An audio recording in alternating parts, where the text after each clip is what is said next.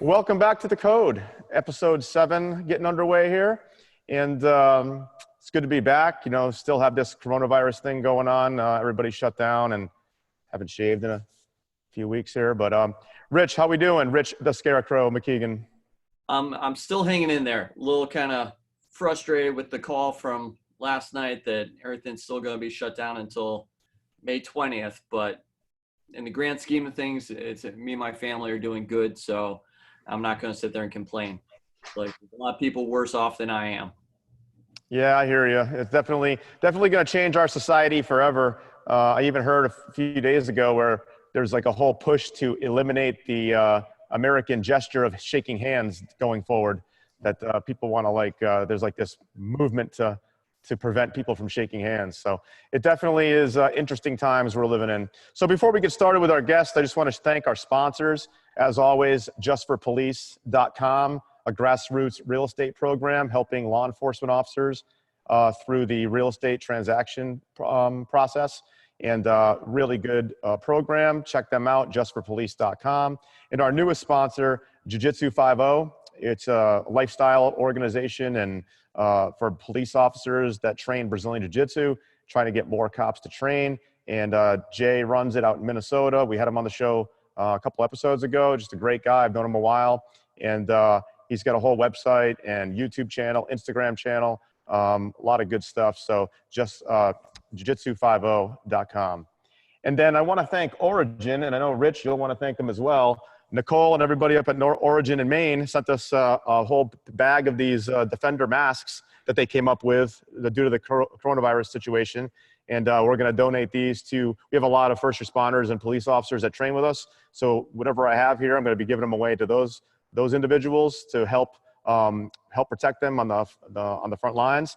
And this, in conjunction with a normal mask, I think is how these are supposed to be worn. But I'm sure our guests can explain that as well, since his background is definitely in the medical field as well.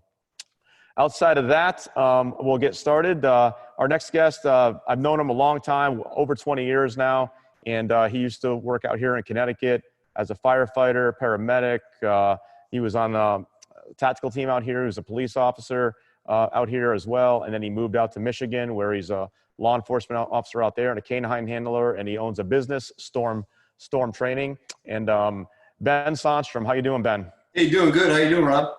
Excellent. Good to see you. Hey, thanks for having me out here. Yeah, absolutely. So how's everything going out there in the Detroit area? You know, it's pretty crazy. I think a lot of people are following the rules and staying in as much as they can. There's some areas where there's still people all over the place, but you know, the impact of the COVID is really starting to go up out here. So, you know, there's people I know that have gotten it. There's people I know that have died. So, you know, the best thing is people got to stay inside, don't touch people, get away from people, and just follow the rules for a little bit and, you know, do whatever they can to save these lives. Yeah, I hear you. It's definitely, I think that's the hard part for some people, is there's areas of the country where they're really not seeing a whole lot. And then there's areas of the country where things are pretty bad. And I think that's what gets people up in arms, because the people that are in the areas where it's not being as affected to them don't understand what others are going through. So I know the bigger cities, New York and stuff like that, are having some tough times. So I'm assuming it's pretty similar to where you are. Right. Yeah. So, well, we have a common thing in common. We trained together in jiu-jitsu back in the early days of my academy, Bushido, back in the early 2000s, I would say. Do you remember he's technically my wife's cousin, but because he's such an age difference, it's more like a nephew to us. Do you remember he was 13, 14 at the time when you were coming. Do you remember rolling with him? Yeah, I sure do. You know, what's funny thing is, because I tell that story every now and then, that I've been choked out by a little 14-year-old. Yeah, he was a little savage. You know, it's funny because, you know, people don't realize, you know, you can look at somebody, that's a small guy or that's a big guy, and people size him up. And I remember that dude just crawled on me like a little spider monkey. And I was pretty, you know, I was a lot bigger than him, probably 60 pounds, 70 pounds, and he crushed me. Yeah, you were a grown man. You were like a grown man. You were already working full time in the first responder, you know, type of job. And you know, it just goes to show you that a little knowledge goes a long way. And, you know, he was not a big kid either. It's not like he was a monster 13, 14-year-old, but he's grown up to, I can't really say what he does now, but he's in the military and does some pretty cool stuff. So definitely interesting times. But, and I hear you're back training, you told me, you and your son. Yeah, we just started up literally like a month or two ago, right before this all kicked off again. And as soon as we start, we kind of go into the quarantine. But my boy started wrestling this year, and he's kicking my butt every day. So it's amazing. 2 years ago, my kid's kind of overweight and, being lazy, and I keep pushing him. And now it's the other way around. He is literally hurting me. So it's pretty awesome. That's great. It's pretty cool when I got 3 boys, and, I've already experienced it with the first one, and now the second one is there, and the third one's coming up behind the ranks. There comes a point in time where I can't hold them off much longer, like running and stuff like that, because they just start to get, I'm getting older and they're getting, faster. But yeah, it's definitely pretty cool. And I think that, it was a saying my father always used to always say is like, you can give your kids advice all day long and they probably won't listen to it, but they will almost certainly follow your example. So you probably are a great example to him because you've always been a very fit guy, always pushing yourself, and they see that. So keep it up. Yeah, no, I appreciate it. Kind of funny little story here. I run with my kid, my youngest kid, a lot, and it's really pushing him. Last year, a year and a half ago, we're running, and he's falling behind 20 yards or so, and I point to the ground in front of him and be like, "Get up here, let's go." Well, guess who's doing that to me now? So it's like I'm sitting here gritting my teeth, like, oh man. No, it's true, and it's funny because as you know, training is. We've talked about this already on the show, so I won't beat it to death before, but it's not just the physical side of it and the techniques and the concepts you learn, but just the stress reduction and being able to go and kind of let loose for a few hours and forget about the world's problems. And now that's been kind of taken away from us. And especially in your job, you understand what that's like, highly stressful and things that we've seen. I mean, we were on a call together. I'm sure you remember this. I don't know how any human could forget it, but it's a while back now. It was a pretty significant accident, and I won't say where, just in case there's potential family or friends of the victim or whatever. But it was a pretty significant accident, and the person had been ejected and had been decapitated, and we found his head. And I remember shining my flashlight down, and it was empty. The brain was gone. It was like a jack-o'-lantern. Do you remember that? Yeah, I remember that. That was wild. And I think the thing that really stood out, it was in a location that you never would have imagined that to happen, a place where you're never going to see high speeds or anything. So when we get there and we see that, you're like, what's going on here? It was wild.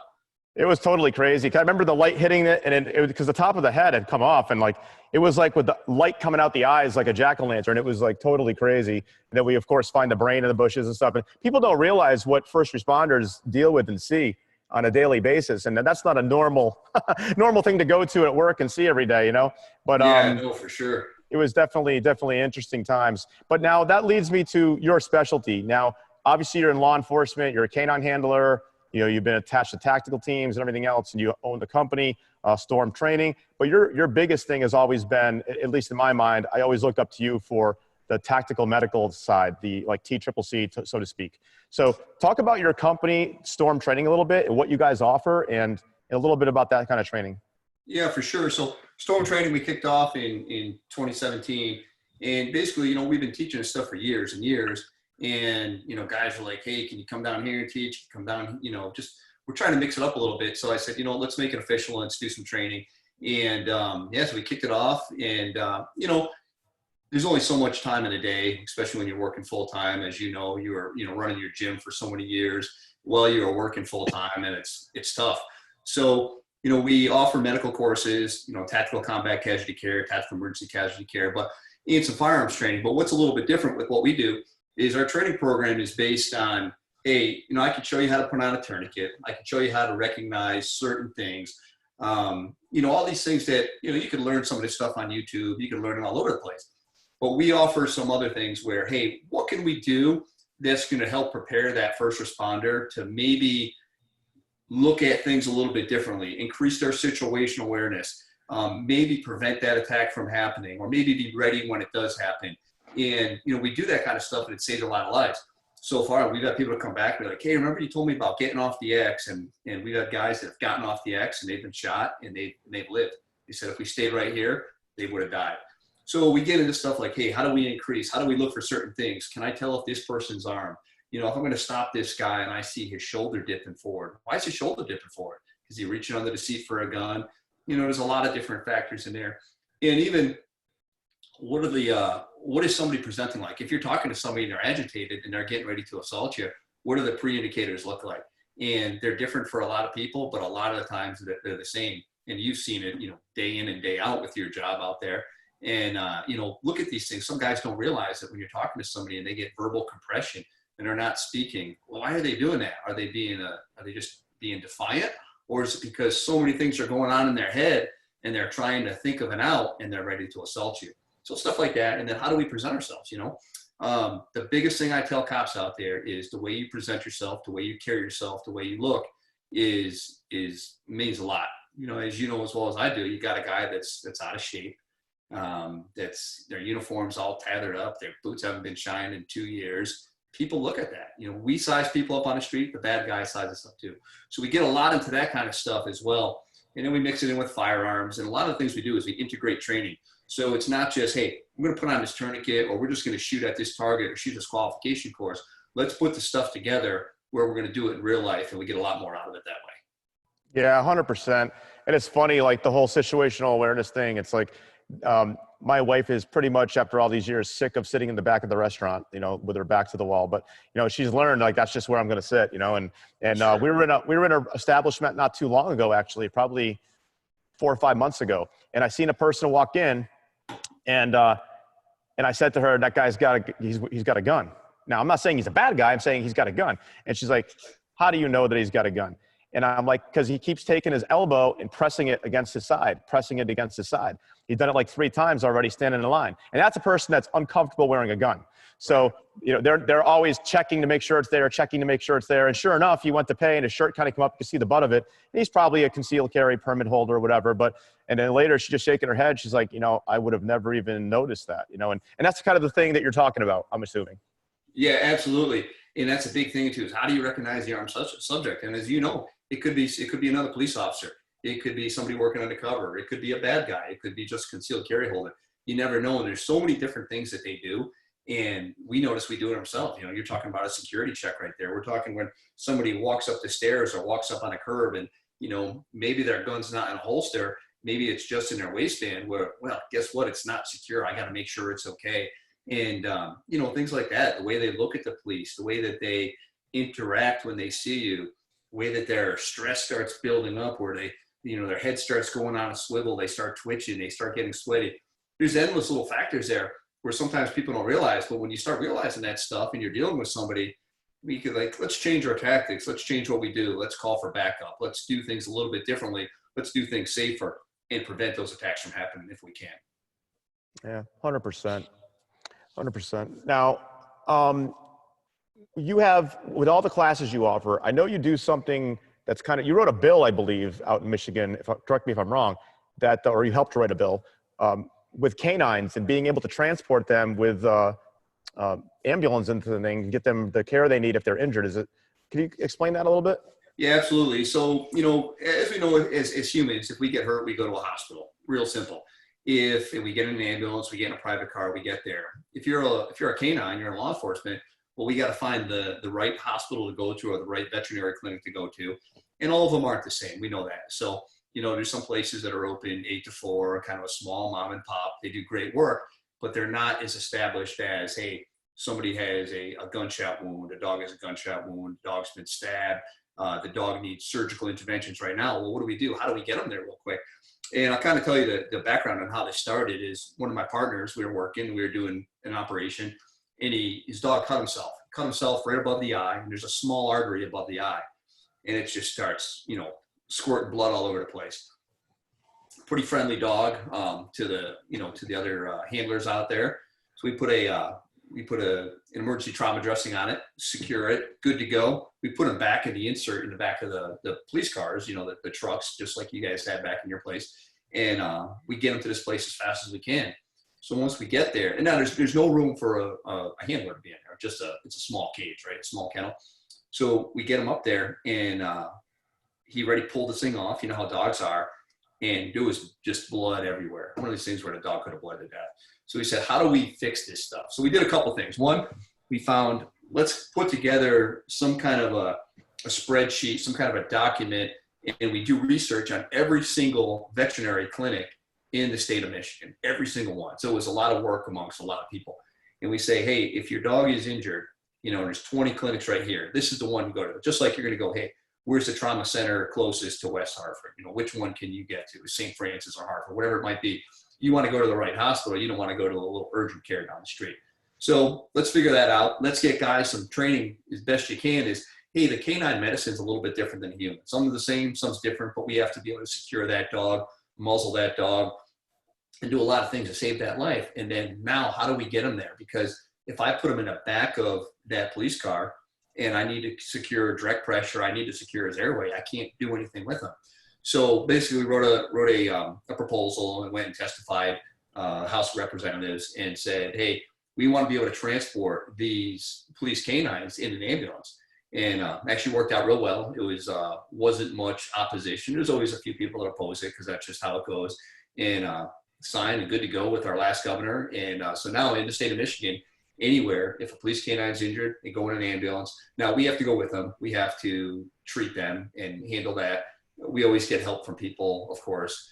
But yeah, it's great. And there was other states that happened. I saw it happen in Massachusetts after that incident over on the Cape a couple years back. It's happened all over the place. We get a lot of help from an Army doc named Lee Palmer. He does a lot of good work with us. But, you know, if you follow it throughout the country, a lot of states are going to it. And I just had some guys reach out from Connecticut last year, say, how do we get this in place? And I don't know if it's in place yet. But, you know, it's one of those things where you think it'd be no problem, just put them in an ambulance. But obviously there's laws that we have to follow. So we're good to go out here in Michigan on that.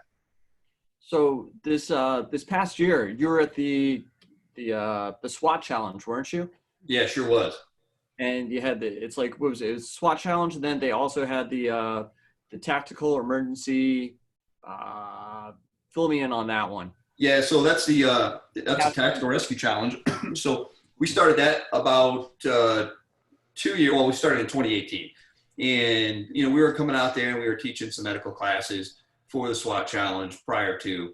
And then, you know, we had a lot of people say, hey, we should do a competition and, you know, to do some medical stuff. So actually last year we integrated dogs into that. So we had some companies come in with some really outstanding dogs that breathe and they whine and they pant and they bleed and do all this kind of stuff.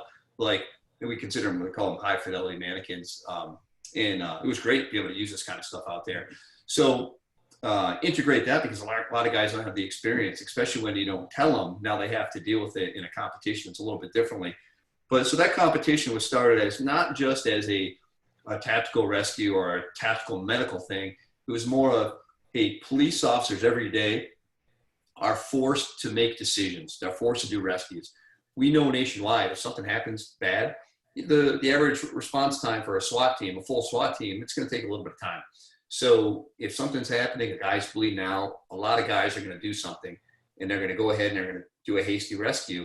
But let's give them the tools. Let's give them the things they need to do to make that happen the most efficiently and the best, you know, for the best overall outcome. So we're taking guys that are, you know, police officers that aren't tactically trained. We're taking tactical guys. We're taking Army units. We're bringing in federal law enforcement, bringing in the Army Rangers, all these guys that are working together in 2 or 3 man or 4 man teams, however we set it up for that year. And they'll be able to compete and learn from other guys. And it's been pretty successful. So you said that was because I watched the news part on it, and it was Jim Altman, he covers a lot of stuff, great reporter, super upfront and honest. And I watched his special about it and how he was talking. This was the first time that he did bring the dogs in. How was that like such a change for those guys? A good reaction from them? Yeah, so some guys have had some basic training. And a lot of times with these medical courses, because they're not as prevalent, right, for the canine care courses. So maybe somebody learned online, maybe somebody went through a 4 or an 8 hour block and they've learned a couple things, how to stop bleeding with direct pressure, how to put a tourniquet on a dog, how to seal a chest. They might have learned this stuff, but a lot of times they've never done it on a mannequin. They've never done it on a cadaver. They've never done it in these situations, or they've never done it in real life. Now we add a whole bunch of stress to that. You know, as Rob could tell you, the stresses we induce at those competitions are like on the top of the chain with everything we do. And it's awesome, you know, because there's always a difference between scenarios and drills and competitions. We integrate stuff together so it works the best. So, you know, some guys have had the experience dealing with a dog. Well, now, guess what? They got that handler that's down too. They got multiple casualties. Which one do we treat first? How do we triage? How do we prioritize? And how do we get the job done the best way? So it really opened a lot of guys' eyes. Some guys were, you know, on key. A lot of guys integrated and or improvised and made it work out really well. And then I think the best thing is guys that weren't prepared as well, what they do afterwards, they said, hey, we got to figure this out. We got to get to training. And, you know, you fail at something, you move on, you figure out the best way. Yeah, it's funny because there's such a push nowadays for police to be, you know, better trained in, you know, jiu-jitsu and things like that, you know, grappling arts. But, and I get the whole push for that, and I'm 100% behind it. But a lot of people I come across that are very strongly opinionated about that, I also try to get across to them, dude, not everything is a jiu-jitsu answer. Like, you know, do you guys understand the whole TCCC thing? Do you understand interview and interrogation? Do you understand, you know, all the various other elements, firearms and tactics and entries? And like, there's so much to train. You can literally train it all the time. But I do have to say, I've been through many of these courses with Brian Wallace, who's amazing at it as well. Friend of yours, Doc Kamen, obviously, you, and it really does make a huge difference. You know, we went through one at Hartford area based hospital. They had a whole area set up for us, the mannequins and all that kind of thing. And we did it all under nods, under night vision, with a full kit, under stress, all things you guys put together. And I just can't even begin to say how valuable training that was. You're one of the first guys I see to do this. Is that something you always, like, when did you get interested in this kind of thing, the whole medical thing and applying it to law enforcement? Because up until, you know, probably a couple of years into my career, this didn't even exist around here. Yeah, you know, it was one of those things where, and I remember years and years ago, I think it was well before I became a fire medic, I saw this article in one of the EMS magazines, and they showed the tactical medicine guys out there in the front. I'm like, man, I don't know what that is, but it looks really cool. And I was an EMT at the time. I don't remember if I was a paramedic at the time. So I think it was early 90s. And then once I got into the fire department and we started integrating, working with the different teams, and I got sent out to the CONTOMS course, which is a federal course, and out in Salt Lake City. And we did the training on that, and really kind of turned my eye on, saying, hey, this is pretty awesome stuff. And how do we make this work a little bit better for law enforcement? And back then it was still a really big, and I'll tell you, it's still an issue in certain areas of the country, right?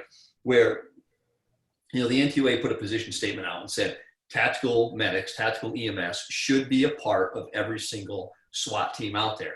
To put that further, they should be a part of every police officer's everyday abilities, not tactical medics, but the obviously the CARE, the TCCC, the TECC.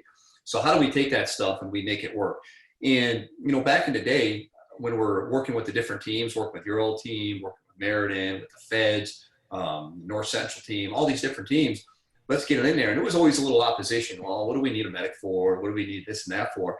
And then we started really building it and working with the teams, getting more involved, getting integrated with the teams where we were apart all the time and they would rely on us.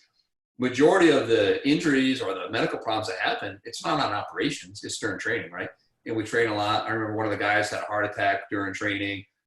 Bee stings, cuts, you name it, dehydration, whatever it might be. Hey, then they look and they say, hey, where's the medic, right? Then we started bringing the docs in. Now we're having a doc, an actual, you know, physician out on these scenes where they could look to you and say, hey, guess what? You know what? I got a headache today. It really hurts. Well, the answer is not always, you know, taking some ibuprofen or some Tylenol. There's some underlying reason, probably because you're dehydrated, whatever it is. So let's get that fixed. Let's work these different angles. And then they start relying on you. Next thing you know, you're getting phone calls at midnight at home. Hey, my kid's got this going on, or I got this going on. And it really started working out where they say, hey, this is a necessity that was really needed. So then we started pushing it that, hey, let's get these skills out to the police officers the best we can. And a lot of opposition. Well, what do I need to carry a tourniquet for? What do I need to do this for? And, you know, now it's a standard. Any police officer you see out there has got a tourniquet on them. It's usually on their belt. It's on an ankle rig. It's in their pocket. It's one of those things where this is what we do today. That's how it goes. So, you know, and it's kind of funny when we talked about training and integration of training, you know, I'll get guys that I'll be working with. I'll be like, hey, what do you think? You ever use a tourniquet while you're shooting before? Yeah, whatever, you know, and they kind of give you that, no big deal. So we'll do a drill. Hey, let's engage this target. Let's holster up, get safe. Let's run 50 yards over here and deal with this other, you know, casualty we set up. And hey, we can't even figure out this tourniquet under a little bit of stress, right? So when you start bringing that up to the guys and you start putting the stuff together, they start seeing, hey, I've got an area where I could improve on, and this might save my life. This may save a civilian's life. This may save my buddy's life. This might save my family's life when we're at a shopping mall that gets attacked. You know what? We might need to do something a little better. So that's where it started kind of kicking off. Yeah, the thing is, I think just like the grappling training years ago, people didn't want to do it. But nowadays, the medical training, I don't see any cops not wanting that nowadays. Like you said, I carry it off duty. Well, I carry off duty. I carry a tourniquet and a clotting agent and all that kind of stuff because, like you said, it could be a car accident. It could be your own family member. It could. I mean, how many times have you come across something off duty? I mean, I have it with me pretty much all the time because, and I try getting it through to a lot of the classes that I teach. I'm like, listen, man, you're learning to protect yourself, but at any point in an altercation, whether you get hurt or even the suspect gets hurt, in our line of work, unlike a regular civilian, we can't just walk away from them. We once we stop them and secure them, we have to actually start doing, you know, some kind of medical support for them until the ambulance gets there. And, you know, it's super important. I think you can survive the fight and then die 3 minutes later because, you know, you didn't know how to save, you know, yourself from bleeding out. So without a doubt, one of the best trainings I've ever been through. And definitely when you add all the simunitions in and the physical altercations and the tactics and entries and the medicine, it's unbelievable. Now, years ago, I saw where there was places, and I think you were the one that told me about this, where they were using, you know, some live animals for training. Is that still something that it happens, or that the mannequins become so advanced that doesn't occur anymore? And I definitely see the value in it to being able to learn to use it under pressure. Yeah, so it's usually certain clients that get the live animals. You know, it's one of those things that's not talked about that much. It still happens. It's mostly in the military and very special groups, obviously. There's a lot of factors to it. Kind of interesting, when I moved out here to Michigan in 2008, literally got laid off a year later, which was one of those things where I was like, come on, does this really happen? You know? And so I picked up a DOD contract and I trained using live animals for 6 months. That's all I did for 6 months was doing live animals. And I'll tell you, you cannot replicate using live animals because, you know, everything is done is humane, very humanely. There's no pain, nothing like that. But I mean, think about it. Some of the mannequins these days, these high fidelity mannequins, they've come a long, long way and they do a great job, but it's not like getting your hand in that warm animal that's bleeding that you have to control. You have to save that life. So yeah, it's one of those things. It's still out there, very costly, a lot of, you know, different rules and stuff in play, but you can't beat that training. Yeah, it's just, and again, you know, I understand certain people are going to be like, oh, that's wrong. But at the end of the day, it's the groups that you're talking about training are going into some pretty unfriendly and very dangerous situations on behalf of all of us. And they have to have that, in my opinion. So what kind of classes are you offering now? So our basic classes are critical incident casualty management class. And that class is, you know, it's basically your tactical emergency casualty care with all those other factors that we talk about in there of, hey, let's prevent this attack from happening. Or if that attack happens, how do we overwhelm it? How do we do different things so we could win and be successful at that? So that's kind of our key class. And our typical class for that for police officers is 4 hours long. Not a very long class, but I think you know as well as I do, it's tough to get police officers at training, right? Some guys really want to train. Some guys, they might not want to train. So 4 hours we found to be kind of the sweet spot. Training's expensive, right? It's not just, you know, paying an instructor to do it, but there's equipment factors involved. And then let's get those officers there. There's overtime or backfill in a shift. So 4 hours is kind of your sweet spot. And then we do those as long as 2 or 3 days where we integrate them in other stuff. So that's kind of our key course. we do those as well with executive protection. We have some clients that are high up in the executive protection areas as well. So we make them customized for them. And then for firearms training, basically we do a lot with handgun, concealed carry handgun, and then, you know, your law enforcement carbine. And then all these things we integrate together to do medicine in everyone, injured shooter, kind of a mix of different things. And all of our classes, somebody will call me up and say, hey, we want to do this. We don't want to do this. No problem. We integrate it. We mix it up however they want to do it and customize all of our courses. That's fantastic. Now, what about civilians? Do you do anything for the civilian population? We do a little bit, not a ton. You know, I don't do any like CPL classes and stuff like that. There's other guys out in the market. They've got their ranges. They've been doing it for a long time. But we do some civilian classes now for the critical incident casualty management. Just did one for the Boy Scouts not too long ago. You know, some small groups out here, you know, bring us in for those. And I got to tell you, for those classes, it's almost, I was kind of apprehensive about doing some of those because, well, they're not cops, they're civilians. Those classes are almost the best because they're at the, you know, they're at the edge of their seat and they're watching you, they're learning, they're listening, but we know it's different in other avenues. So they're like, they're soaking it up the best they can. And they're asking you questions, they're emailing you, hey, you know, what should I get for this equipment? What do you think about this? And they really take it to heart and they take it seriously. And next thing you know, they're reaching out and they're getting, hey, well, I want to get my family trained. I want to get my, you know, I've had 80-year-old people come to those classes. So it's been pretty awesome. Yeah, Rich will probably tell you, I'm sure he'll agree with this, is that we train obviously a ton of law enforcement and all kinds of first responders and military. We're very well known for that at our academy. But the regular everyday person, I would say that they'll come in here and they'll train every single day, super hard for years, and probably never run the risk of being in any kind of an altercation.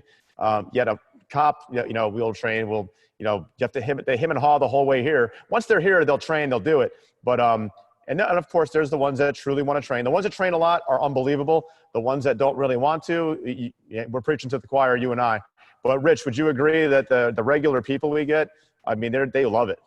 Oh, and it's such a variety of people. It's like you have someone that works for a cable company who sits in the office all day answering phones, comes in, and to see them transform from that first week of barely stepping their toes into the pool to a year later and they're trying to rip some guy's head off that's 100 pounds heavier. It's phenomenal. I will defend the law enforcement officers, though, a little bit, because you got to remember that, you know, they're constantly being put through training. And after a while, like, I mean, whether it's AED, first aid, driving, shooting, you know, domestic violence, you know, defensive tactics, whatever, like it's just a constant thing and it goes on forever. So there's so many topics and things to cover that after a while it becomes overwhelming, you know. Now, one thing I know is you have a very interesting job or assignment, I should say, in your agency. Tell us a little bit about what you're doing as much as you can, because I know some of it you can't share with us, but you're in the Detroit area, so that's got to be pretty interesting. What is it like out there? What is it like in that area? And what is it like for you and your assignment? So I work at K9. I've worked at K9 since 2013, and I work narcotics primarily, and we track and we do a bunch of things like that. But just had my first dog retire last year, and he's sitting back here on the couch getting fat and happy and stuff. It's pretty awesome. But you know, it's really unique out here. Detroit is a huge city. It's, I think, around 140, 150 square miles. And that's kind of my primary stomping grounds where I'm working. And population's about 750,000, give or take. But it's really unique out there because you can go from, you know, downtown, they're trying to rebuild the area. Because, I mean, you've heard about Detroit all the way back from watching, you know, RoboCop or Beverly Hills Cop. And, you know, you see all that kind of stuff. And people get different impressions of, hey, what's Detroit really like? So downtown, they're really trying to bring back. And it's some of the stuff is actually looking pretty nice. And then you get out into the neighborhoods and you can go, you know, 2, 3, 4, 5, 6 blocks of nothing but burned down houses. There might be one house here and there. The crime is I don't think the news really does the crime justice out here. The amount of shootings, homicides, gang-related activity, narcotics, you know, activity is just really, it's through the roof. And multiple agencies work together to try to take care of the best that they can. But yeah, it's pretty unique. So for, running a dog out here, it's awesome because we, from sniffing for narcotics to tracking guys wanted for homicide, stuff like that. It's endless abilities. What brought you to Detroit? That's one of my questions. Yeah, it's funny. Everybody asks that question. I'm like, why would you go to Detroit? So basically, I was going through a divorce, and it was like, well, this is where family was, kids were wanting to get out to and stuff. So it was either stay or in Connecticut or come out here. And so Detroit's very unique. I got to tell you, I miss a lot of Connecticut. I miss the pizza. As you guys all know, Connecticut, get down to New Haven, nothing touches the pizza out there. And, you come out here and there's not very many mom and pop places. It's a lot of, it's all your chain places. And it's kind of funny out here. They slather ranch on all their pizza. I don't get it. I know. First time somebody's like, when I was out here training in my basic law enforcement training, guys like, man, I can't wait to go home on a weekend and get a pizza and dip it in ranch. I just kind of looked at him cross-eyed. I'm like, what are you talking about? And I don't think anybody could really knows how awesome pizza is in New Haven. Pepe's is my favorite. I know there's other places and people argue me about that, but I love Pepe's. Yeah, that is my, I got my 3 top, and that's always it. Pepe's, Sally's, or Modern. And when I go back, I don't go to the one in Manchester. I don't go to West Hartford. I got to go back to I got to go back to Worcester Street and get the original. Nothing beats that ambiance. No, New Haven pizza is, I went to Chicago a few years ago, and it was, we wanted to get the deep dish pizza, and I was like, yeah, it's good. It's not New Haven. Even though New Haven's, different crust and everything, but it was like, man, New Haven pizza is the best there is. So no doubt I had another question now, and I lost track of it there for a second. But in the Detroit area now, you're talking about how crazy it can be. Years back, I was worked with a little bit with another agency, a federal agency, and I remember a group of them going to be transferred out to these different locations, and there was a list of openings around the country. Can't really say the agency right now, but it was a federal agency, and all these lists came up, and they said, hey, we're going to let you guys decide where you want to go. But if you guys aren't 100% agreement, then we're just going to come in and assign people. And everybody made their decisions pretty quickly. And there was one city left on the board that not one freaking person wanted, and it was Detroit. And they're like, no way, I'm not going to Detroit. And at the end of the day, somebody took one for the team and took it. But it was definitely, even back then, and that's, right after 9/11, it was like nobody wanted to go there. But I applaud you for going there and putting in the time and working in a place that very few people would really want to settle down with a career. But it's got to be heart pumping constantly. It can't be too many boring nights there. No, it's always busy. And I when I came out of the academy out here, you kind of put your list in of where you want to go. And back when I came out, you couldn't put in Detroit. It was you had to go somewhere else and get experience first. So I went right outside of Ann Arbor, worked out there for a little bit, and it's the first opportunity I got to get out here. And I wouldn't leave here now if I could, just because if you want that all the time, moving, busy times, this is where you're going to get it. And the opportunities out here are just endless. You'll see different things happen and pop off all the time where, hey, it's kind of a slow night, and then something just crazy goes down, and you're like, how did that even occur? So it's great. So it's a fun time. If you actually like to do police work, this is where you do it. How you were saying earlier that, you get calls in the middle of the night once people realize how important the training is and all that. Well, I got to say, I bother probably Doc Kamen, and there's another guy that you don't know, Chris Stacer. He's a orthopedic guy out here. But those two guys are on my speed dial all the time. And I know Rich has used one of those guys a bunch of times as well, constantly ask him. And Doc knows I'm talking to you, Kamen, and he wants me to ask, I don't have no idea what this is about. He wants me to ask, you're already smiling. So something about some blue Subaru that I really don't know what he's talking about. He's like, ask Ben about the blue Subaru. Oh, that's a story for another time, but that's pretty good. I already get the idea. So we'll leave it at that then. Oh, That's funny. Yeah, you know, it's funny because I call Rich all the time and I say, hey, Rich, you know, I bring him some, you know, ask a question about something else. But I got another buddy of mine. I mentioned before, Lee Palmer, the vet. I call him with vet questions all the time with my dog, and my dog gets into all kinds of stuff and gets hurt and whatever. All my dogs, I've got like a house full of dogs here, and I call him up and he's like, you know, if I was to charge you for all this stuff, I'd be a rich man. So it's always good to have those contacts you can call and figure that stuff out. Exactly. Now, are you coming back this year if they have the challenge? Yeah, if we have the challenge, I'll be back. We're still kind of figuring that out. This whole pandemic is obviously, you know, putting a lot of monkey wrenches and things, and you know, for obviously for good reason. So, you know, just to keep people away from each other. But if we don't do it this year, we'll be back the next year. And again, we're really building up on it. We got a website up for the Tactical Rescue Challenge now, and